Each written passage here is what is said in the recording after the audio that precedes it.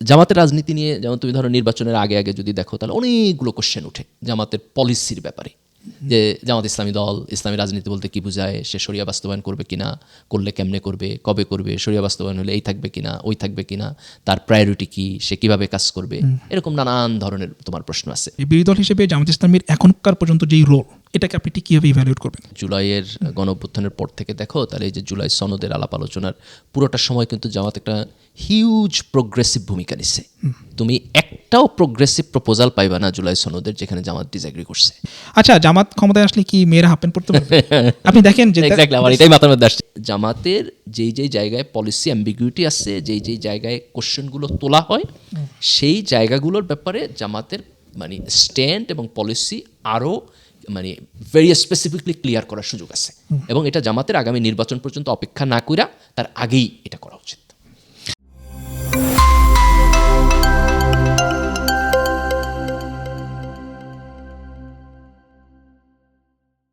এই পর্বে আমরা আলাপ করব যে জামাত ইসলামী এখন বাংলাদেশের জামাত ইসলামী এবং এনসিপি তারা বিরোধী দল, 38% বা ক্লোজ টু 40% বলা যায় যে তারা ভোট পেয়ে তারা বিরোধী দল হয়েছে, এবং this is a very new experience for Jamaat Islami, যে তারা একসময় 10%, 7 to 10% একটা দল ছিল, থার্ড অথবা ফোর্থ পার্টি, মানে জাতীয় পার্টিরা যদি তুমি ধরো একটা সময় জাতীয় পার্টির সাথে কম্পিট করছে, জাতীয় পার্টি থার্ড, তারা ফোর্থ, এরকম, তারপর সেখান থেকে তারা থার্ড পার্টি, এখন ধরো আওয়ামী লীগ ড্রপ আউট হয়েছে এবং তারা সেকেন্ড পার্টি হয়েছে, সেকেন্ড পার্টি, এবং সেকেন্ড পার্টি হিসেবে তার ভোটের পার্সেন্টেজ মানে ইজ হিউজ।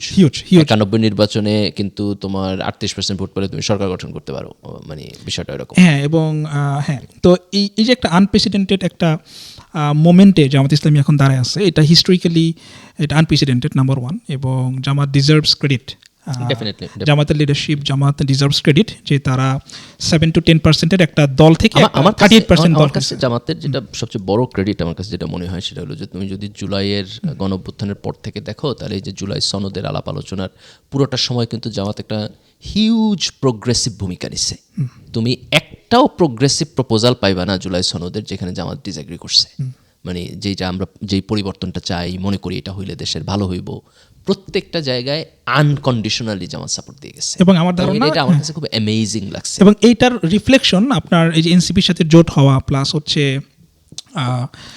যে ভোটের এখন যে পার্সেন্টেজ আমরা দেখতেছি, আমার ধারণা যে মানুষ এটার মূল্যায়ন করছে। তার মানে ধরো যে যেই মানুষরা জুলাইয়ের মধ্য দিয়ে পরিবর্তন চাইছে, যারা মনে করছে যে বাংলাদেশের ট্র্যাডিশনাল রাজনীতি থেকে আমাদের একটা চেঞ্জ দরকার, যে না এটা আগের মতো দলীয়ভাবে চলবে না, একটা মেরিটোক্রেসি হবে, এখানে সন্ত্রাস চাঁদাবাজি থাকবে না, এখানে একটু সৎ মানুষেরা তোমার ক্ষমতায় আসবে, এবং আইসা দেশটার একটা পরিবর্তন করবে, কনস্টিটিউশনাল চেঞ্জ করবে, সিস্টেমের চেঞ্জ করবে, পারফরমেন্সের চেঞ্জ করবে। এই পরিবর্তনটা যারা চাইছে তারা জামাতের এই যে পজিটিভ যে ভূমিকা, তোমার প্রো জুলাই যে ভূমিকা, এই ভূমিকাটাতে তারা একটা আস্থা পাইছে, তারা মানে তোমার কনভিন্সড হয়েছে যে না ইটস গুড, তাদেরকে ট্রাস্ট করা যায়।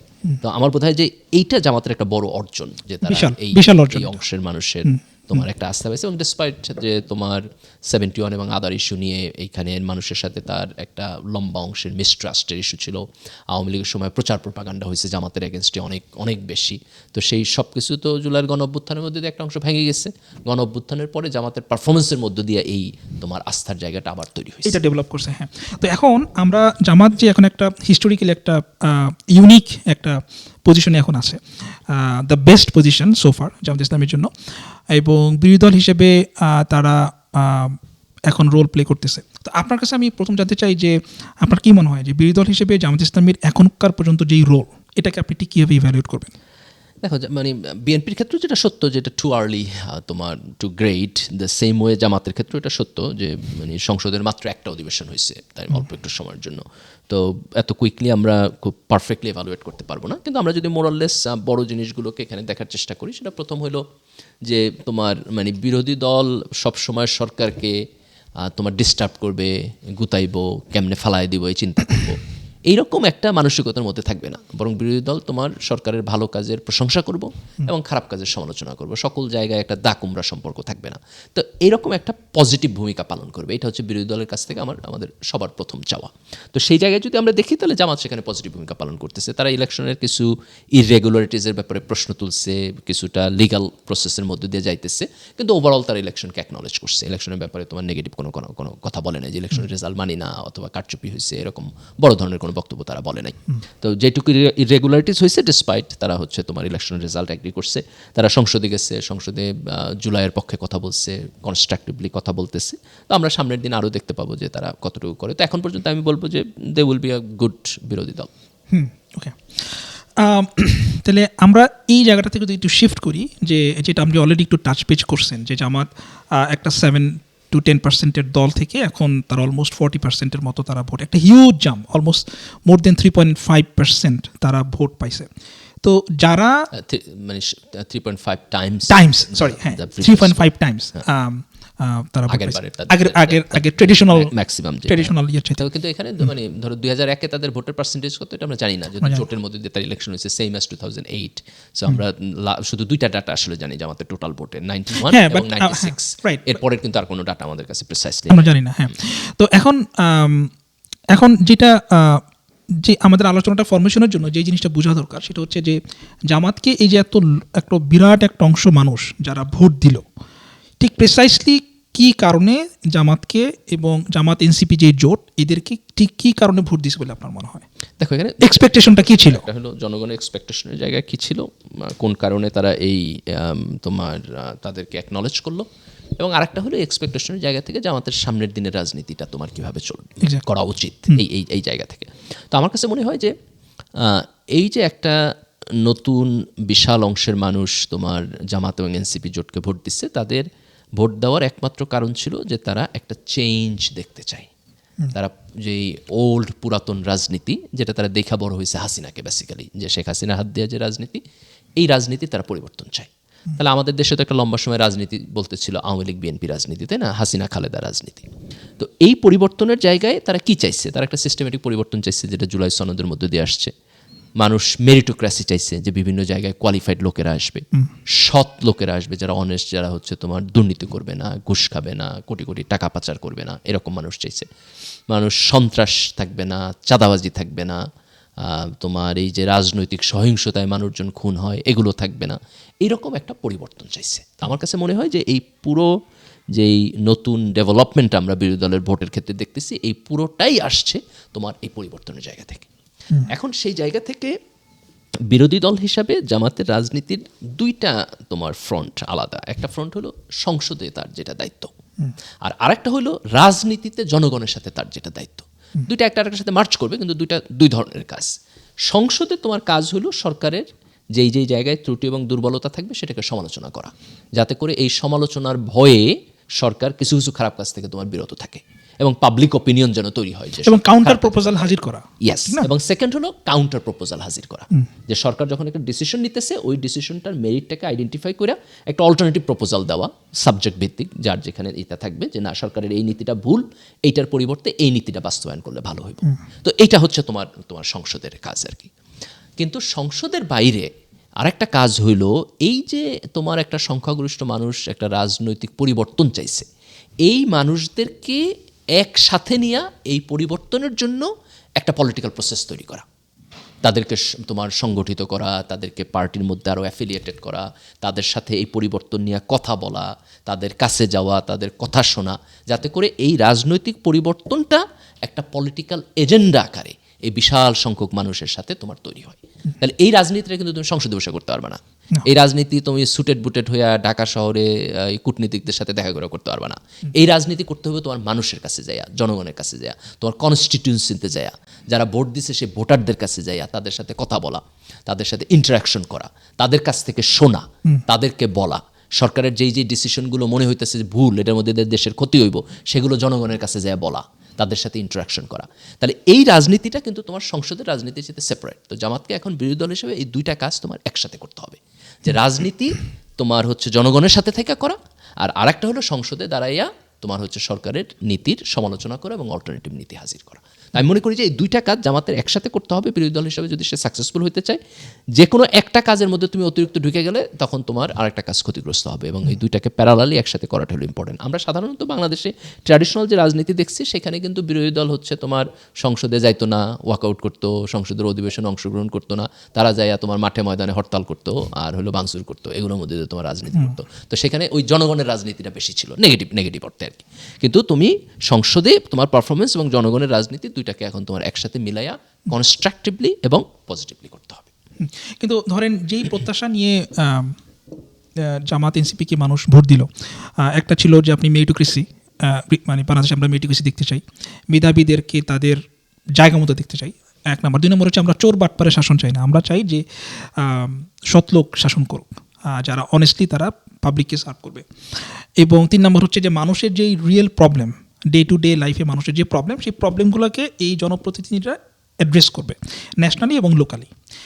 তাহলে জামাত যে এখন যে আপনার ক্ষমতায় যাইতে পারলো না, এবং জামাত এনসিপি এখন বিরোধী দল হিসেবে তারা এই রোলগুলা ঠিক কীভাবে তারা অ্যাড্রেস, এই এক্সপেকটেশনগুলো তারা কীভাবে তারা ম্যানেজ করবে? আমার মনে হয় এটাকে আমরা 2টা জায়গায় দেখতে পারি। একটা জায়গায় হলো যে যেই জায়গাগুলোতে তাদের প্রার্থীরা জয়লাভ করছে তাদের পারফরমেন্স, ধরো যেই কনস্টিটিউশনতে তাদের প্রায় 70টা আসনে তোমার তাদের এমপি আছে, তাই না? 77 এক্সাক্ট নাম আমি ভুলে গেছি এরকমই আর কি। তো তোমার এই যেই আসনগুলোতে তাদের এমপি আছে সেখানে তো তারা পারফরমেন্স দেখাইতে পারবে, তাই না?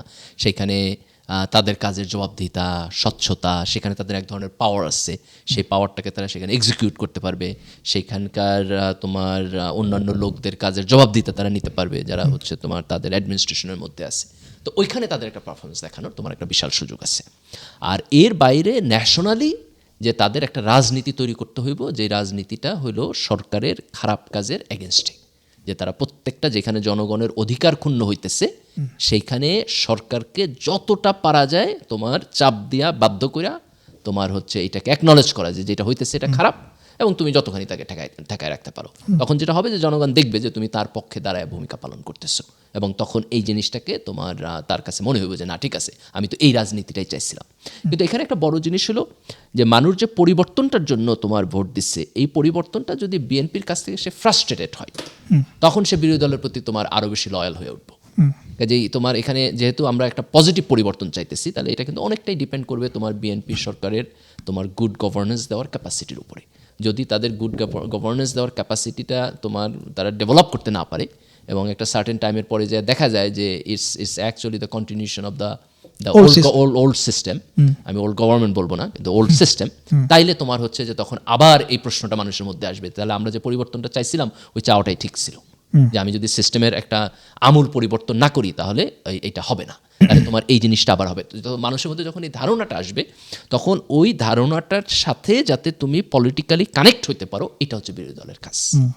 এবং আমার মনে হয় যে আরেকটা বড় জিনিস যেটা ধরেন মেরিটোক্রেসি এবং যে করাপশন, মেরিটোক্রেসি মানে এগুলার যে আমরা বিএনপির পক্ষ থেকে যদি আমরা আনফর্চুনেটলি যদি আমরা দেখি যে না বিএনপি এগুলা প্রমোট করতেছে না, তখন আপনার জুলাই সনদকে মানুষের কাছে জুলাই সনদকে সামনে রেখে মানুষের কাছে এটা পলিটিক্যালি মানুষের কাছে মেসেজিং করা, মানুষের সাথে এটা কানেক্ট করা যে দেখো তোমার যে প্রবলেম হচ্ছে, এই প্রবলেমের গোড়ায় হচ্ছে যে আমরা সিস্টেমটা চেঞ্জ করি নাই। তুমি ভোট দিছো, 70% মানুষ ভোট দিছে, কিন্তু বিএনপি অ্যাজ এ গভর্নমেন্ট তারা এটাকে ইমপ্লিমেন্ট করে নাই। তো জুলাই সনদটাকে একটা এজেন্ডা আকারে সামনে নিয়ে আসা এবং এটাকে হাইলাইট করা, আমার কাছে মনে হয় যে এটা হয়তো একটা ডেফিনেটলি আমার কাছে মনে হয় যে বাংলাদেশের আগামী দিনের রাজনীতি জুলাই সনদটাকে সেন্টার করে একটা রাজনীতি দাঁড়ায় যাবে আর কি। যে তোমার যে এটা ইমপ্লিমেন্টেশন হয় নাই বলেই আমরা এই পুয়ার পারফরমেন্স দেখতেছি, এইরকম একটা তোমার জায়গায় গিয়ে বাংলাদেশের রাজনীতি হয়তো একটা সময় গিয়ে তোমার দাঁড়াবে। এবং এইটাকে মানে ধরো যে আরও কীভাবে ডেভেলপ করা যায়, জুলাই সনদ একটা আলাপ আলোচনার মধ্যে দিয়ে হয়েছে, তো এটাকে তো আরও ডেভেলপ করার সুযোগ আছে, তাই না? যেমন ধরো জুলাই সনদের মধ্যে আমার মনে হয় যে একটা জিনিসের খুব ভালোভাবে আমাদের ইম্পর্টেন্স দেওয়া হয় না, সেটা হলো নির্বাচন কমিশনকে তুমি কীভাবে শক্তিশালী করতে পারো ইলেকশন ম্যানেজমেন্ট প্রসেসে। তো সেখানে আমাদের যথেষ্ট আমার মনে হয় যে তোমার এফোর্ট দেওয়া হয় নাই, তো সেই জায়গায় আমাদের এফোর্ট দেওয়ার প্রয়োজন আছে। তো এইভাবে আরও যে জায়গাগুলোতে আরও ডেভেলপ করা যায়, বিরোধী দল সেই কাজটা করতে পারে, এবং সেটা নিয়ে জনগণের সাথে আলাপ আলোচনা। কারণ জনগণকে যদি তুমি রাজনৈতিকভাবে এডুকেটেড না করতে পারো, তাহলে তো তোমার এই এজেন্ডাগুলো পপুলার হয়ে উঠবে না। তো আমার বোধ হয় যে জনগণকে যে এটা কেন দরকার দেশের জন্য, এটা করলে কি লাভ এবং না করার কারণে কি ক্ষতি, সেই জিনিসটা মানুষের সাথে তোমার কানেক্ট করাটা হচ্ছে আমার তার মানে আপনার সবচেয়ে বড় ট্রেডিশনাল। তাহলে এটার জন্য জনগণের কাছে যাইতে হবে। তুমি যত বেশি মাইক্রো লেভেলে জনগণের কাছে যাবা, যত বেশি মানুষের সাথে কথা বলবা, তত বেশি তোমার রাজনীতি দাঁড়াবে। হ্যাঁ, তো আমাদের ট্রেডিশনাল পলিটিক্সে তো এই ধারাটা মিসিং, যে আপনি ইলেকশনের পরে আপনি মানুষের সাথে এই কমিউনিকেশনটা আপনি জারি রাখেন, যেটা ইলেকশনের আগে খুব হয়, যে আপনি যান meeting ডেফিনেটলি করেন, ধরো যে ইয়ে একেবারে করেন। জাস্ট ইলেকশনের 6 মাস আগে বা 1 বছর আগে তো সবাই এক ধরনের তোমার মানে হট কেকের মতো থাকে, তাই না? Exactly. কিন্তু এটাকে একটা নিয়মিত সিস্টেম্যাটিক পলিটিক্যাল প্রসেসের মধ্যে আনতে হবে। সেই প্রসেসে আনলেই আপনি যে এডুকেশনের কথা যেটা বলছেন, যে ভোটারদেরকে এডুকেট করা, তাদেরকে জিনিসগুলোর ব্যাপারে অ্যাওয়ার করা, ইস্যুগুলো তাদের কাছে নিয়ে যাওয়া, তাদের মতো করে বোঝানো তাদেরকে। কিন্তু এটার জন্য আপনার একটা নতুন ধারার আপনার অ্যাক্টিভিজম বিরোধী দলকে করতে হবে। ডেফিনেটলি আমার বোধ হয় সেটা অত্যন্ত গুরুত্বপূর্ণ। যেমন তুমি ধরো যে মানে আমরা আর 6 মাসের মধ্যে আসলে বুঝে যাব যে বিএনপি সরকার জুলাই সনদ নিয়ে কী করব, অথবা পরিবর্তনের জায়গায় সে কোন জায়গায় গিয়ে দাঁড়াবে। এখন আমরা যেগুলো বলতেছি সেগুলো স্টিল ধরো হয়তো ধারণা ঠিক আছে, কিন্তু তারপর তো ধারণা ঘটে তো নাই এখন পর্যন্ত, তাই না? সিগনেচার বোঝা যাইতেছে কিন্তু তুমি ধরো যে মানে within 6 month will understand what's happening.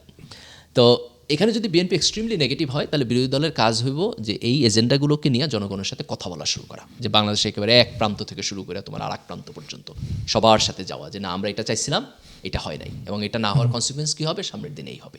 তো এই জায়গাটা আমার মনে হয় যে তোমার মানে খুব স্পেসিফিকলি করতে হবে। আর একটা কাজ বিএনপির জামাতের জন্য করতে হবে, সেটা হচ্ছে যে জামাতের রাজনীতি নিয়ে, যেমন তুমি ধরো নির্বাচনের আগে যদি দেখো, তাহলে অনেকগুলো কোশ্চেন উঠে জামাতের পলিসির ব্যাপারে, যে জামাত ইসলামী দল, ইসলামী রাজনীতি বলতে কী বোঝায়, সে শরিয়া বাস্তবায়ন করবে কিনা, করলে কেমনে করবে, কবে করবে, শরিয়া বাস্তবায়ন হলে এই থাকবে কিনা, ওই থাকবে কিনা, তার প্রায়োরিটি কী, সে কীভাবে কাজ করবে, এরকম নানান ধরনের তোমার প্রশ্ন আছে।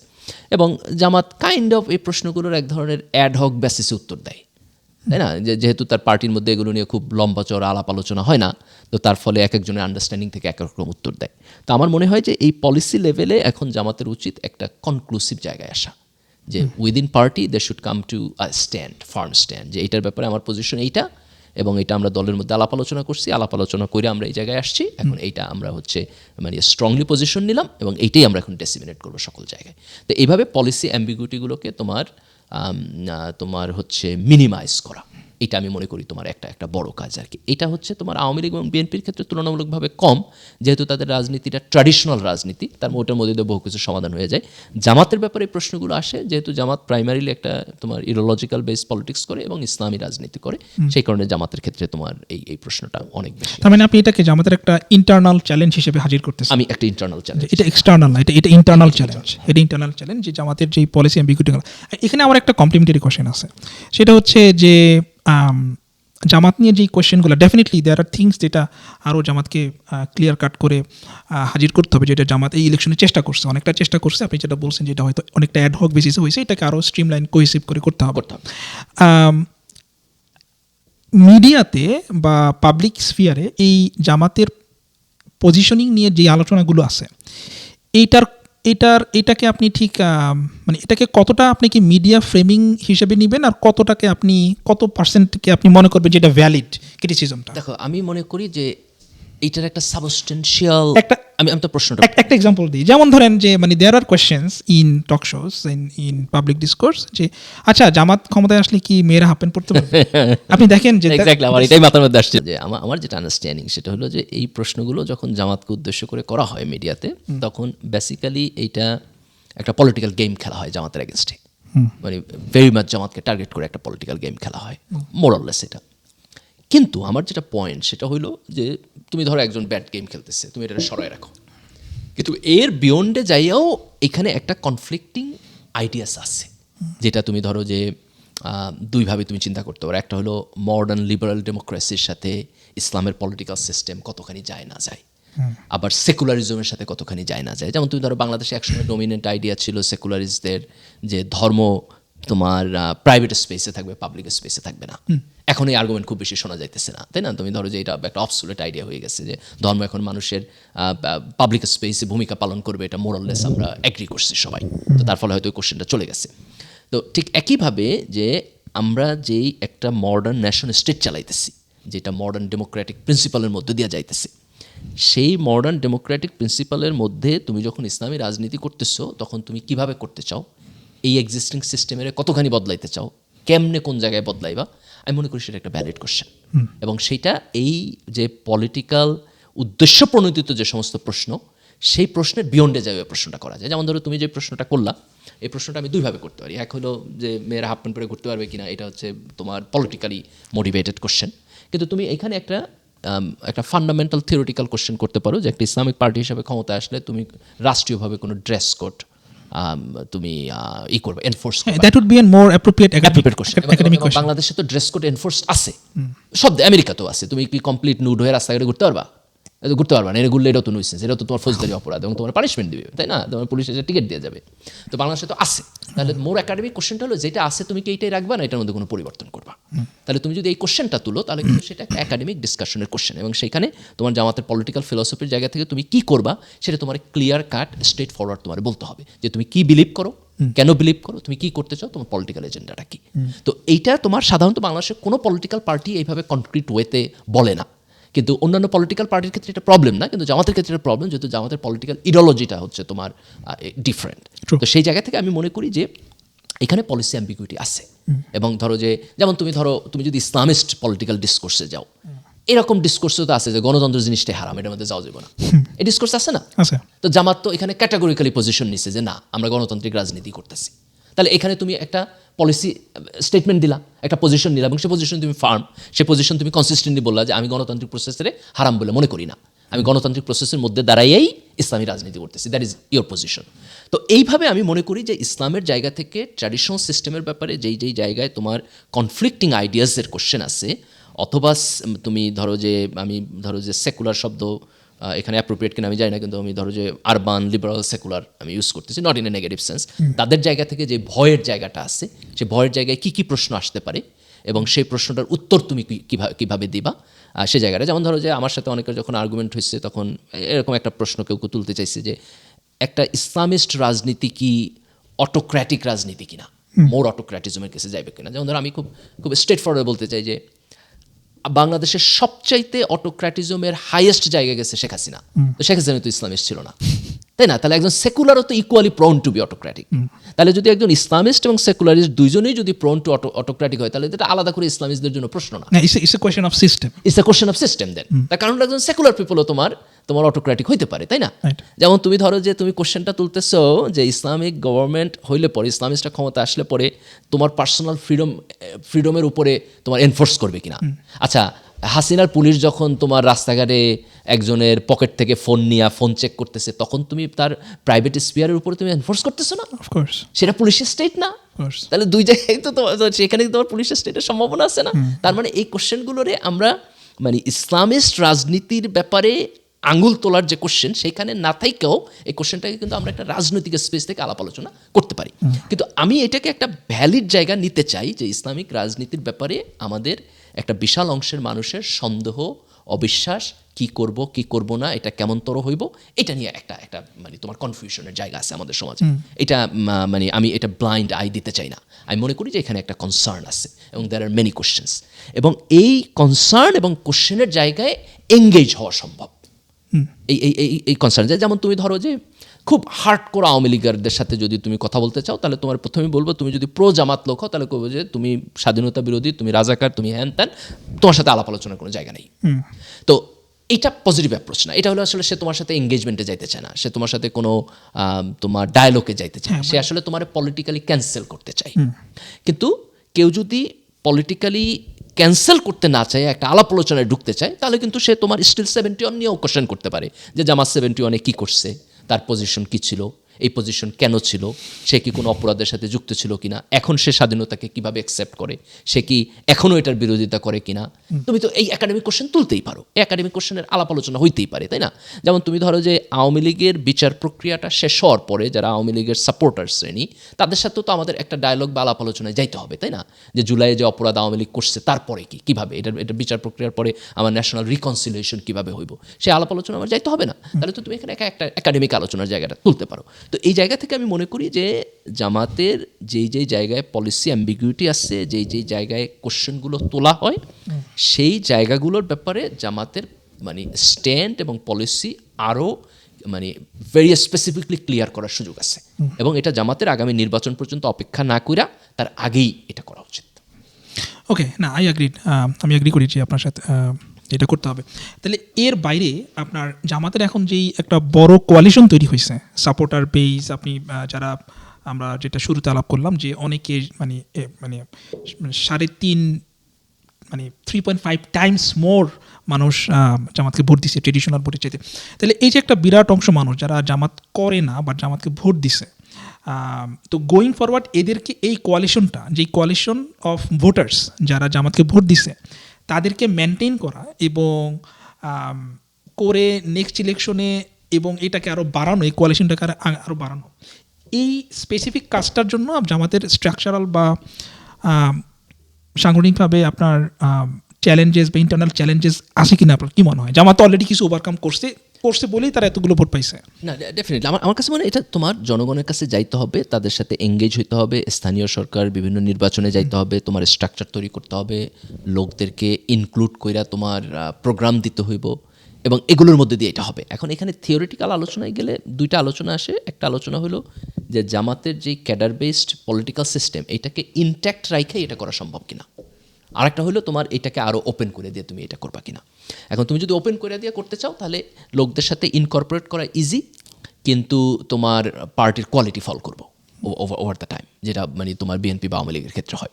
আর তুমি যদি এই সিস্টেমটা রাইখাই তোমার এখানে এঙ্গেজ হইতে পারো, তাহলে আমরা যে আগের আলোচনাটা করছিলাম সেটা হলো যে জামাতের একটা ইনট্যাক্ট সিস্টেম আছে এবং এই সিস্টেমটা খুব রিজিড বলে তার একটা কোয়ালিটি মেনটেন হয়, এবং মানুষ এখন জামাতের কাছ থেকে যে পরিবর্তনটা আশা করে, যে রাষ্ট্রের যে পরিবর্তনটা আশা করে, এটার জন্য কিন্তু তোমার একটা ইনট্যাক্ট এবং কোয়ালিটিফুলি পার্টি তোমার লাগবে। পার্টি খুব ডিফিউজ হয়ে গেলে তো তুমি বিএনপির মতো হয়ে যাবে, তাহলে তো সেই পার্টিতে তুমি চেঞ্জ করতে পারবা না, তাই না? তো আমার কাছে মনে হয় যে তুমি স্ট্রাকচারটাকে কিছুটা রিজিড রাইখেই কীভাবে মানুষের এজেন্ডা বেস তুমি তোমার সাথে এঙ্গেজ করতে পারো, যে এজেন্ডার হলো পরিবর্তনের এজেন্ডা, যে মানুষ তোমার পারফরমেন্সে কনভিন্সড হইব যে তুমি ভালো কাজ করো, এইটার মধ্যে দিয়ে তুমি তার এঙ্গেজ করবা, নট নেসেসারিলি নর্মাল পলিটিক্যাল প্রসেসে যেভাবে ভাগাভাগির মধ্যে দিয়ে এঙ্গেজ হয়, যে তুমি যাইয়া বেশি মানুষের লগে নিলা, চা খাওয়াইলা, কথা কইলা, তাই না? তোমার যে এই যে দলীয় বরাদ্দ টরাদ্দ তারা যেভাবে দলের লোকের দেয়, কেন দেয়? এটার মধ্যে দিয়ে তার পার্টি স্ট্রাকচার ডেভেলপ করে। তো আমার কাছে এটা এক্সপেরিমেন্ট করতে হবে, এটা ফিল্ডে এক্সপেরিমেন্ট না করে তুমি কোনো ওয়েতে এটা বলতে পারবে না যে at the end of the day. তার মানে তো এটা একটা ওপেন কোয়েশ্চেন, যে এটা একটা ওপেন কোশ্চেন, এক্স্যাক্টলি এটা ওপেন কোশ্চেন। কিন্তু এইখানে যেটা প্রাইমারি কাজ সেটা হলো তোমারে মানুষের কাছে যাইতে হবে।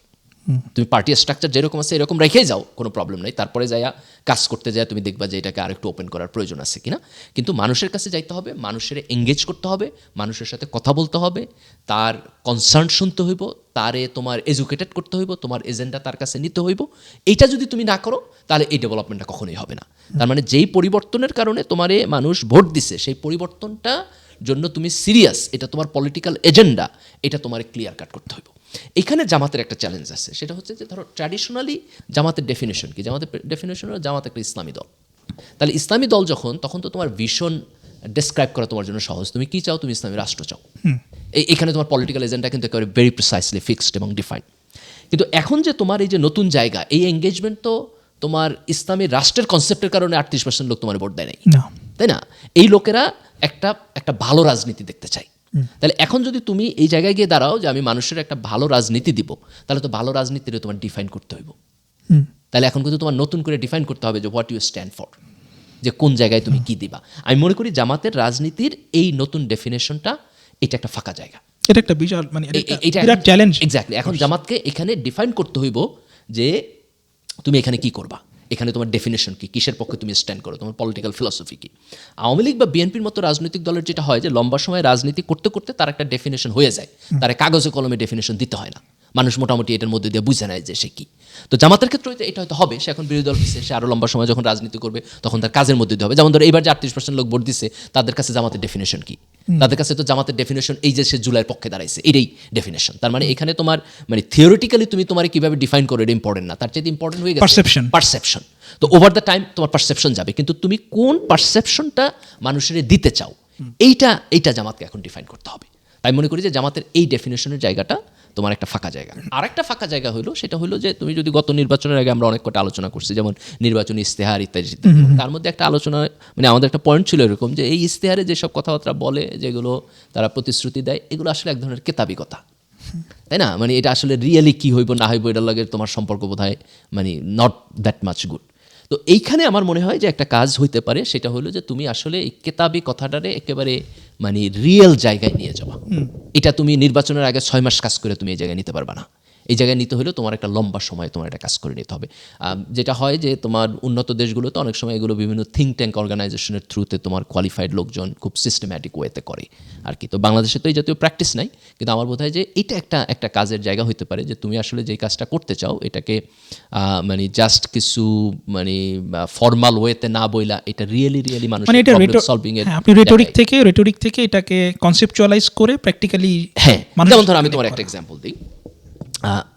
তুমি ইকোনমিক্সে যায় যে তোমার তুমি কি করবা সরকারে আসলে, তুমি এই করবা, তখন একটা বড় কোশ্চেন হলো তোমার টাকা কোন অন্ত নাইব, তাই না? টাকা কোন জায়গা থেকে আসবে? তো টাকা কোন জায়গা থেকে আসবে তার একটা উত্তর হলো যে তুমি গভর্নমেন্টের যদি ট্যাক্স কালেকশন বাড়ে, তাই না? তো জামাত মাঝখানে যখনই করছে তখন তারা একটা ভালো কথা বলছে যে তারা ট্যাক্স কালেকশনের ট্যাক্স বাড়াইবো না, কিন্তু হলো বেশি সংখ্যক মানুষের ট্যাক্সের আওতায় আনবো।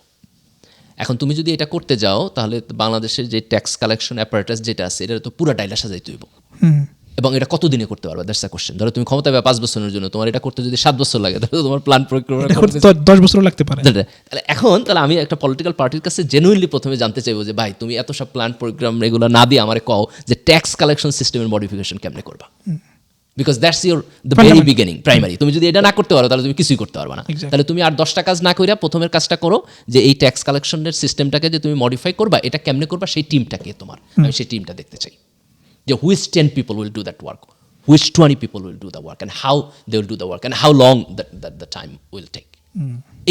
এই জায়গাটা মানে তোমার একটা আমার কাছে মনে হয় ইম্পর্টেন্ট। যেমন কিছু জিনিস আছে, যেমন ধরো শিক্ষা ব্যবস্থা নিয়ে আমরা যখন কথা বলি, আমার কাছে মনে হয় যে এই লম্বা চড়া প্ল্যান প্রোগ্রাম হ্যান ত্যান এগুলোর চাইতে মোর ইম্পর্টেন্ট হলো যেমন তুমি শিক্ষা ব্যবস্থা যদি দাও, তোমার প্রথমে চিন্তা করতে হবে তোমার কতগুলো স্কুল আছে, কতজন শিক্ষক আছে, এখানে শিক্ষকের মানে ছাত্র শিক্ষকের রেশিও ঠিক আছে কিনা, যদি না থাকে তাহলে তুমি কিভাবে শিক্ষকের রেশিও বাড়াইবা।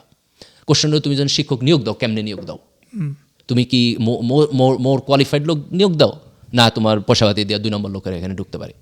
কোশ্চেন হলো যারা তোমার শিক্ষক হিসেবে আছে তাদের কোয়ালিটি বাড়ানোর জন্য তোমার ট্রেনিং প্রসেস আছে কিনা।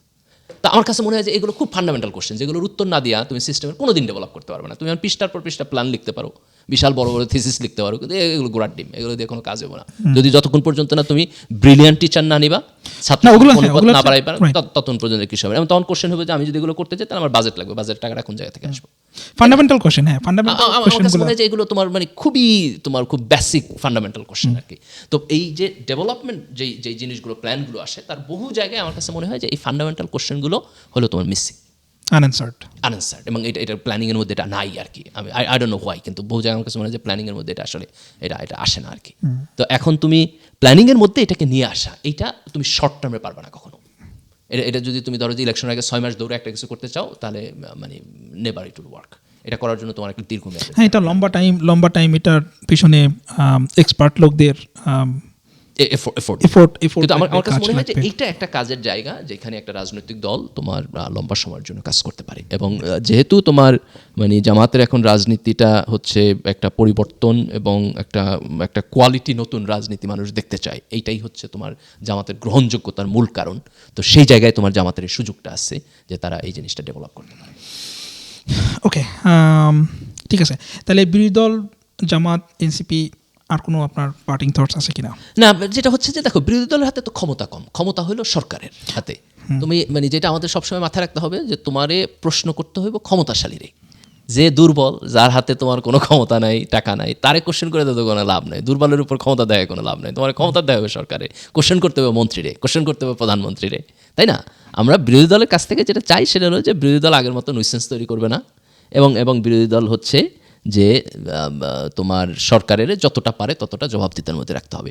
কিন্তু সরকারকে জবাবদিহিতায় রাখার কাজটা তো বিরোধী দলের একার না, এই কাজটা বিরোধী দলের, এই কাজটা জনগণের, ইন্ডিভিজুয়াল আমাদের প্রত্যেক ব্যক্তির, এবং এই কাজটা তোমার মিডিয়ার, এই কাজটা সিভিল সোসাইটির। তো সবাই মিললে তো বিরোধী দলের গাড়ি দিয়ে দিলে হইব না, বিরোধী দল আমরা সবাই, তাই না? গণতন্ত্রে প্রত্যেকেরই সরকারকে জবাবদিহিতে রাখতে হবে, এবং প্রধানমন্ত্রীকে তার দলের এমপিদেরও জবাবদিহিতার মধ্যে রাখতে হইব।